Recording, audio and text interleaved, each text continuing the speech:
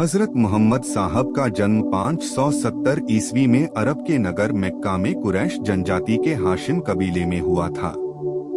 उनके पिता का नाम अब्दुल्ला और माता का नाम आमिना था।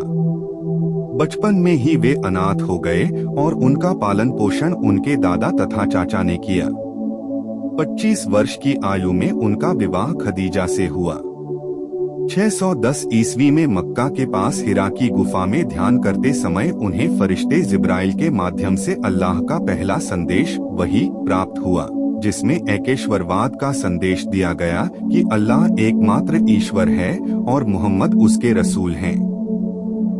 इसके बाद उन्होंने इस्लाम धर्म का प्रचार शुरू किया, लेकिन मक्का के बहुदेववादी लोगों ने उनका विरोध किया और उनके अनुयायियों को सताया। इसी कारण 622 ईस्वी में वे मक्का से मदीना चले गए, जिसे हिजरत कहा जाता है और इसी से हिजरी संवत की शुरुआत मानी जाती है। मदीना में उन्होंने एक संगठित मुस्लिम समुदाय उम्मा की स्थापना की और समानता, भाईचारे तथा नैतिक जीवन का संदेश दिया।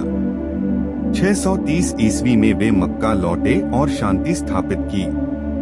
632 ईस्वी में मदीना में उनका निधन हो गया। उनकी मृत्यु के बाद उत्तराधिकार के प्रश्न पर मतभेद हुआ, जिससे मुस्लिम समुदाय मुख्यतः सुन्नी और शिया दो भागों में विभाजित हो गया।